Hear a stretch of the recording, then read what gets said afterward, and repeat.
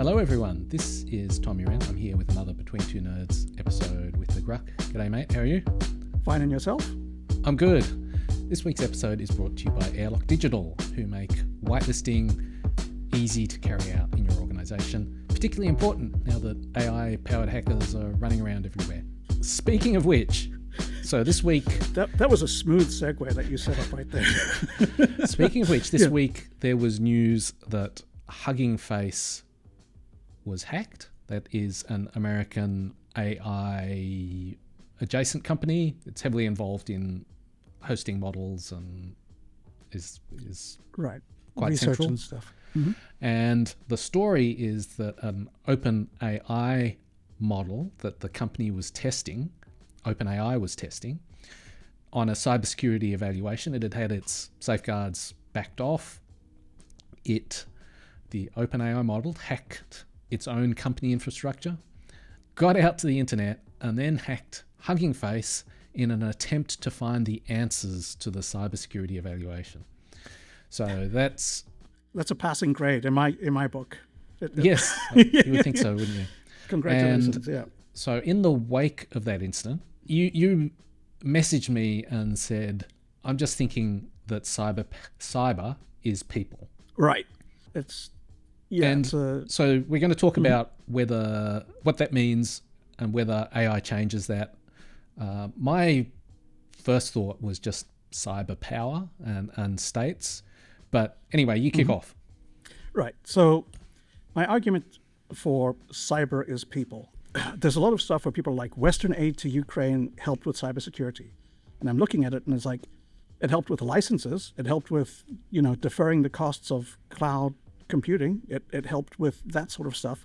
But all of the actual work had to be done by human beings. And those human beings were Ukrainian administrators. So the Western aid was basically like paying for the Uber ride. But the guy who drove the Uber doesn't get any credit for like taking you somewhere, which is, that's maybe fair, but someone had to do it, right? Someone had to do the work. There was like all of this cyber stuff that you can talk about. None of it is actually computers. It's all actually people, right? If you've got a firewall, that firewall has to be configured. It has to be installed. It has to be monitored. Like that has to be done by people. So the firewall is a tool being used by people. So the cyber stuff is just it's people doing things, like all of it. And so that's where I was coming from. I was just very frustrated at the idea of Nmap by itself is not a hacking tool. It's just a tool that does a thing. If you use it for hacking, then it is, but that's the person doing it. Right? Like objects don't have agency. So in the Hugging Face case, the apparent story is that OpenAI set the model. Seems like a couple of top tier models in front of a computer, metaphorically, and said, we want you to go hack this, off you go. And they did everything that I described. So the breaking out of OpenAI's infrastructure, the hacking of Hugging Face autonomously. Mm-hmm. So there's no actual person. There's a person to say, go. And then, interestingly, the Hugging Face crew, they said that they used another model, an open weight Chinese model, to do instant response, because just the volume, it would have taken them quite a long time. And they said that they were able to rip through the incident in a couple of hours using that model. And so in this case, there's an attack, supposedly autonomous, although directed by a person, set off by a person, and an instant response, again, run by a machine, but directed by a human. So I'd say that one of the other parts of cyber as people is OpenAI has a network that was set up by people. Mm-hmm. And that network was set up in a way that the test environment was not completely isolated. Just a bit leaky, perhaps. Yeah, and that's a mistake. And one of the things is people make errors. Like humans make human errors. So like cyber as people is the all of the attack stuff is people doing things, but on the defense it's people doing things as well. Like they make mistakes, or they cut corners, or they misconfigure something, or they get lazy and stop doing what they're supposed to do. They go from logging in with a password to leaving it logged in all the time because it's annoying to do otherwise. Cyber as people. And so I would say that even though in this case there's a lot of AI involved, there were still people that allowed the cyber to happen, that like created the environment in which that was possible. So it's still, in a way, it's people. I don't know that that's always going to be true. Right? Like it feels like it might be the end of that, but right. So yeah.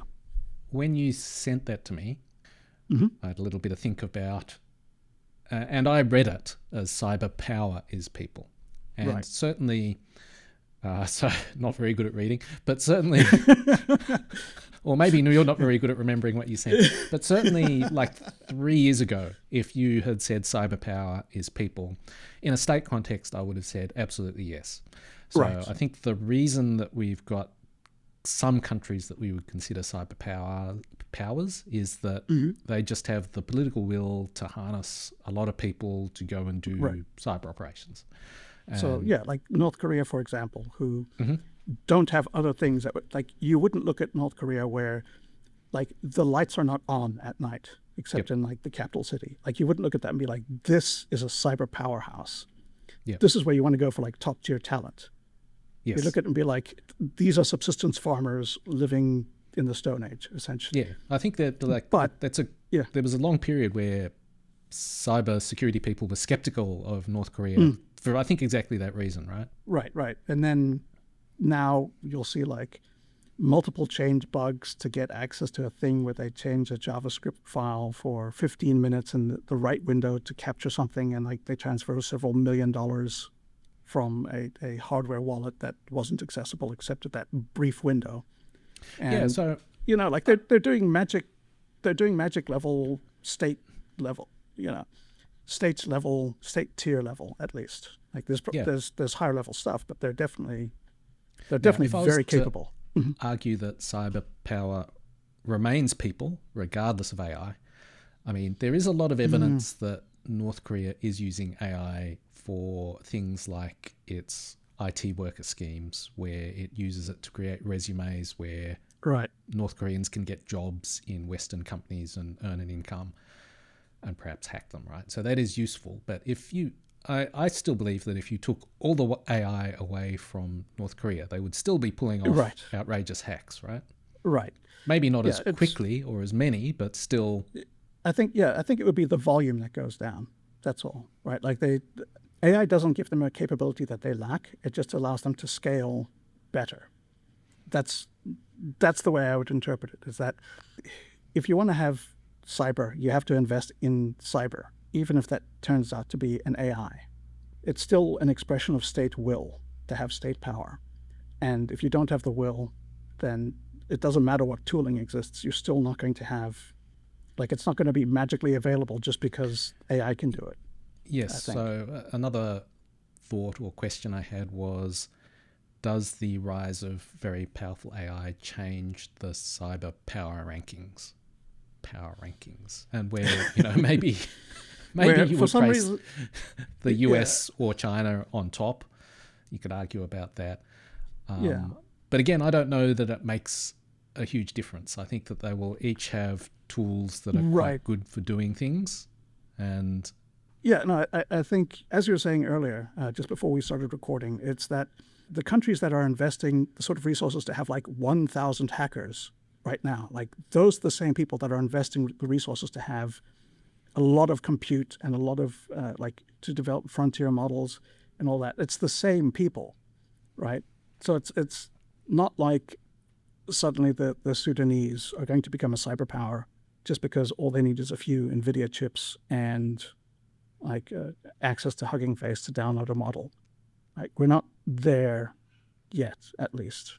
I wonder if we will ever get there, because I feel like the counter side of that is, if you can download a good hacking AI, you should be able to download a good defending AI that can configure your systems for you so you don't make those mistakes. Right, so it's a rising tide lifts all boats kind of situation. I suppose you could think that maybe the US might end up a bit better because they've got the frontier labs right now, but I think it's not a magnitude of order better off, right? It may be a little bit better off on the edges, on the margins. I mean, it's like they're the world's only superpower, and that will be true in AI, I think.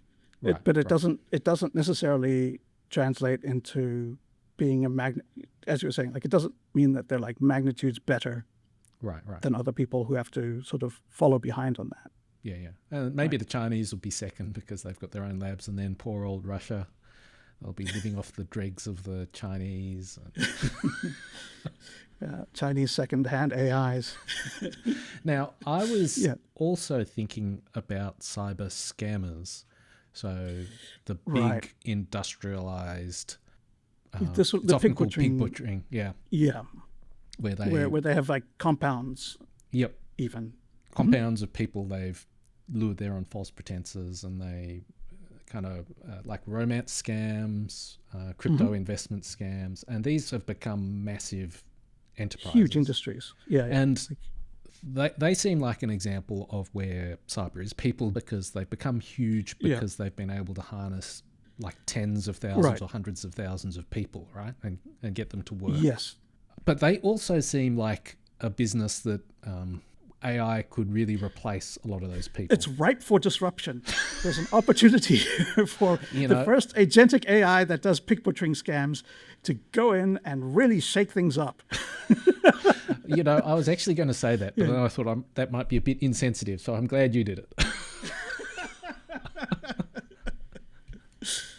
Yeah, thanks a lot, And Tom. so I actually had really mixed feelings about that, because Yeah. like scamming is bad. Having enslaved Right. people do the scamming is even worse. So, AI replacing them is that a win? I'd probably have to say it's a win yes, for humanity, but not necessarily for victims. Yes. Well, you remove half the victims, right? Right. As someone who uses AI, we both know, and I'm sure our audience knows, the one thing that AI is really good at is convincing people. Like it's very good at being confident and just saying things that it believes are true. Right. Or Yeah. getting you to like accept what it puts out there as true. You often Which feel like is- you're being dragged in different directions, because I'll say this and they'll go, yes. And then I'll say, but what about this? And you'll go, you're perfectly right. Yes. And then you're sort of back where you started. There's And it's worth bringing up the tension. What you're saying is, There's a guy on YouTube, Mo Bitar, I think his handle is, who's very entertaining, and he speaks a lot about reinforcement learning by human feedback, where they will train the AI based on what a person likes. So there is an element of like they're deliberately trained to give you something that will be pleasing. If they just said, you're an idiot, why are you wasting my time? You're probably not going to stay on that chat client very long. You're not going to be like, hey, I should respond to that. Let's keep this going. But I guess going back to scam compounds, that seems like the exact sort of property that would be very useful, right? Right. And I would say that, so like one of the things that holds back AI at home or wherever is that it's very slow, right? Because you don't have the compute that's available to like these frontier labs. Instead, you have whatever you can afford, which is less money than they're spending. And so, running an AI on your laptop could take an hour to process whatever. That would take, less than a minute if you're using the hardware from a frontier lab. However, because email scams, like these email-based scams, are asynchronous, Right. that cost is not a problem, right? It's not a thing that gets in the way. Like if you can only do a chat message every 15 minutes instead of every one, you can deal with it. That's absolutely fine, right? Like that's not an issue at all. So I'm bearish on human trafficking and bullish on AI scamming. Yeah, because it seems like the people who they've trafficked and are running the scams aren't just winging it. They've got, I guess, empirically developed playbooks that they know work based on where you are in a conversation, what you try next. And that seems like if you've got such a strong framework, you wouldn't need a very super powerful AI to run a playbook, right? Yeah, it's like it needs to modify a template as opposed to figure out what to do next as a step towards achieving a goal, right? You get in a thing that says this, you look through your playbook to see, okay, the appropriate response is, 17B. You pull it out, you rejigger it a little bit so it's not the exact same text. It puts in the right words and whatever, and the perspective of a scam kingpin, it seems like using machines instead of people would be good from the perspective of like just management overhead. Like, I don't want to have to deal with managing like the logistics around a whole lot of people, but also from the perspective of getting caught and getting punished. So right. So it's if China finds out that you've stolen a lot of money, that's one thing. Yep. If China finds out that you've kept 10,000 of their citizens in slave conditions and been beating them and starving them, that's a death sentence. And for you and everyone involved. Yeah. Right. So yeah, if I'm a scam kingpin, I'm looking at this and saying this saves me so much. It saves me grief if I get caught. It saves me money because I don't have to maintain a compound with thousands of people and hundreds of guards and getting in food and keeping it. Like, you don't have to pay for any of the stuff that you have to pay. Like, you don't need dormitories. You don't need like working rooms. You don't need 1,000 computers. Yep. You need 10,000 computers, but you can keep it in a warehouse. Right. Yeah. So right. I mean that I buy the logic that for them cyber power is maybe could like foreseeably it's be not more, people. Yeah, it's not people. And that makes me wonder what's wrong with my previous logic when it came to states and like what's the difference between a massive scam compound and a state? Right? And a state. I mean, other than the obvious differences. It comes down to like motivation, or like what are the objectives that you're trying to accomplish. And if the objectives you're trying to accomplish is trick a whole bunch of people and get them to do something, or just convince a whole bunch of people that you are trustworthy and correct, AI is great at that. That is a good thing. And if you run a business that requires the ability to make people trust you and like you and do what you say, AI is very good for that. And like, so say, scammers are an excellent Google match. Or Meta or... Yeah, like they're good matches as well, I think, at some point. But, like I would say that is useful for states, because if you're doing phishing, that's what you're trying to do, right? So like if you're a state cyber capability, then having better phishing that requires fewer people to manage it allows you to scale better, to do more custom targeted stuff, gives you access to languages that you don't necessarily have at native level, right? So you could do recruitments against like someone who, you could do it in their native language, right? Which would be good, because if you can't write at native level, you can't convince them that you're a fellow native. So I think it's useful in this sort of case. But if you're a state and you're like so interested in Romania that you need to have someone who can write at a Romanian native level, you very likely have people like that on staff, because you didn't just get interested in Romania today. Right. It's sort of been an ongoing thing. And so you've been getting in experts, getting in analysts, getting in like all of this stuff. So as a scammer, being able to now speak like Malay, right, seems useful. Or like, being able to speak Vietnamese in your scamming stuff, that seems useful. I don't know it's useful for a espionage unit, because if you need to like do stuff against Vietnam, you have Vietnamese capabilities already. Otherwise, you wouldn't be interested. I mean, I guess what I'm hearing is that you think there's a difference in the sort of depth of interest. So that a state really, really wants to achieve something in particular, and so they've been investing resources into it for a while. Already. I think. Whereas the sort of scam compound, it doesn't care who you are. Right. And so it's anything that will get us a small percentage of a lot of people is good enough. Like, and AI is good enough because you don't need motivated workers, because obviously we're forcing them to work. I mean, I guess you don't need the top tier of worker, perhaps, is a better... Right. So like as a scammer, being able to troll and cast a wide net is very useful, because you're working on percentages, right? You're going to send out however many attempts, and some of them will be successful. And of those, some of those will lead to, actually getting money. And of those, there's going to be a range of money that you get from like a small amount to a very large amount. And so somehow that small number of whatever has to cover everything. So the larger net you can throw, the more money you make. And if the costs of throwing a net increase with size, which it would if you have to get more people, if you have to traffic more people to do work, you're paying more for that net. And so it's going to impact the economics.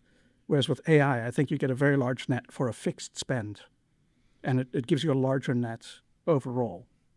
And so that seems very useful.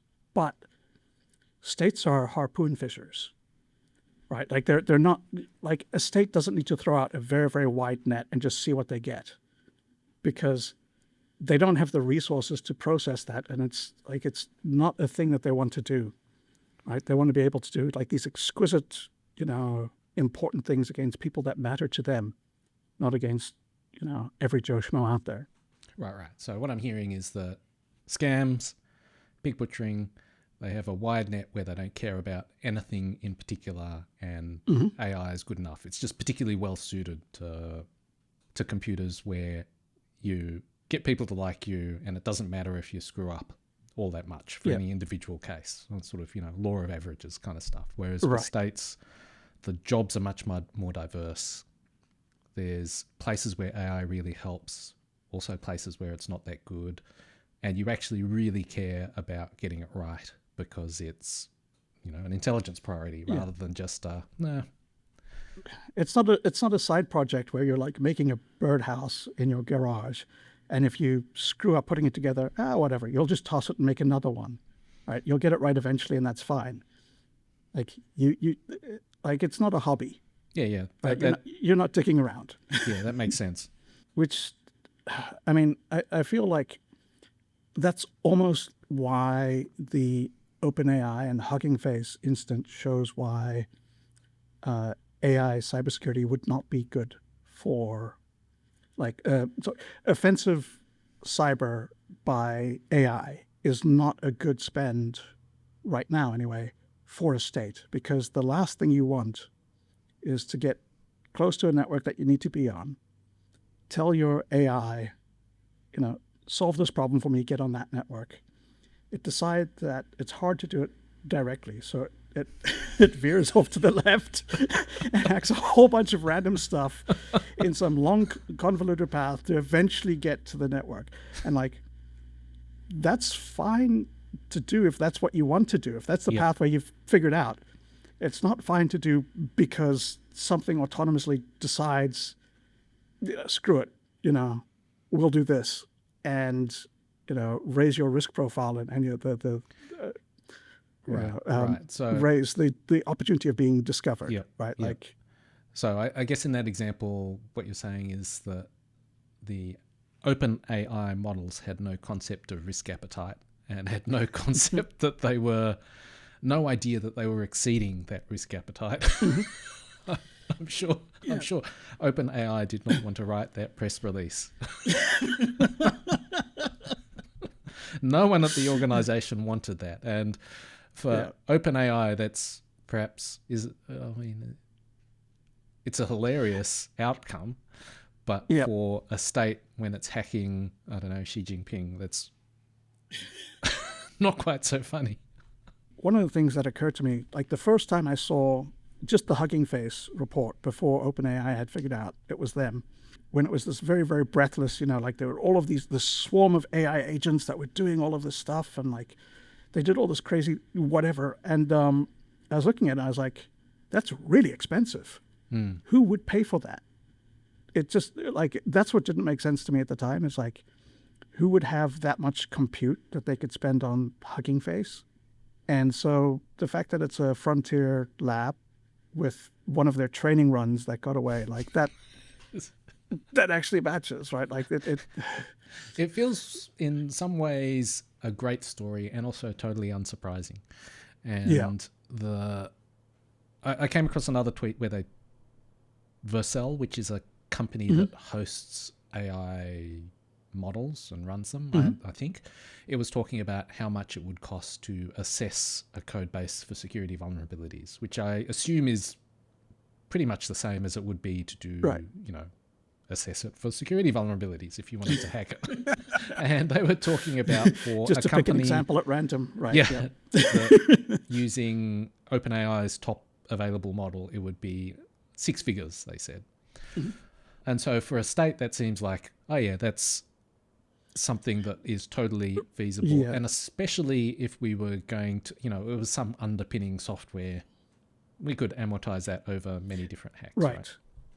Right. So, like a state saying like Xi Jinping's phone is so important to us that we're willing to spend up to $50 on a ChatGPT Max license. No, wait, $100 on a ChatGPT Max license, and see what happens.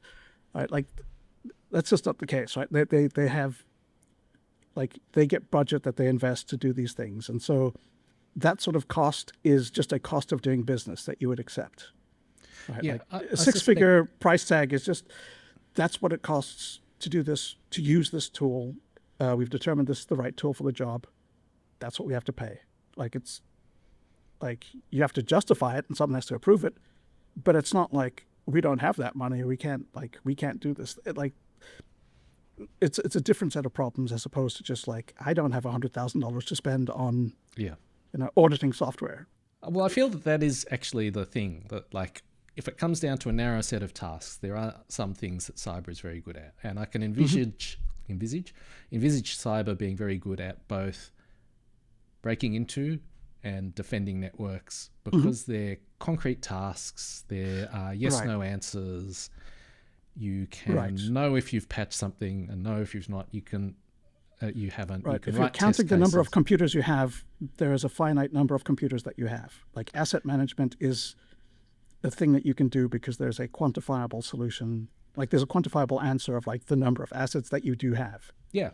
You know. Yeah. So Now, yeah, absolutely. Now I think attacking and defending networks are very narrow jobs. Like Yeah. the vast majority of humanity does not give a rat's ass about those jobs. The vast majority of humanity is wrong, which Even in the field of cybersecurity, like it's the jobs are much broader than just attack and defend narrowly. So Right. So for a whole state, when you come to expressing cyber power, there's so many different ways to express it, and there's so many different jobs. It does come down to people still. Yeah. So like in a way, this does go back to a post I wrote in 2000. Basically, I wrote it in 2016 or 17, I think 17, which was like how to make an APT. Oh, right, yeah. And so it was like you need hackers, right? But then you need sysadministrators, and then you need a manager, and then you need an admin, and then you need like all this stuff. And so it turns out that your 15 people that you need at a minimum, 4 of them are doing hacking. Right, and the rest of them are just doing all of the other things that you need. Yeah. And so I think if you replace the hackers, then you still now have 11 people doing cyber, even though none of them are hands on keyboard anymore. And I would say that that is going to hold true because AI can sort of help automate some part of those jobs, but it can't replace the people that are involved. And I don't know that it ever will. So I think that everything we've said has kind of just reinforced what I thought at the beginning, and I wasn't sure of, that yes, particularly when it comes to cyber power, that is people. And I think that will be kind of enduring because and it's because there's such a wide scope of things that a state wants to do that you'll need people. But when it comes to cyber is people, like a more narrow on the well, and I think maybe you were using it in a broad sense, but I'm using it in a narrow sense that I'm not convinced that AI will not change what exactly it is. And I think that's because if you've got a narrow conception of what cyber is, AI is actually getting very, very good at that. And so I guess it comes down to what you think cyber really is. So cyber is what we make of it. and that might be people. Thanks, Grugq. Thanks, Tom.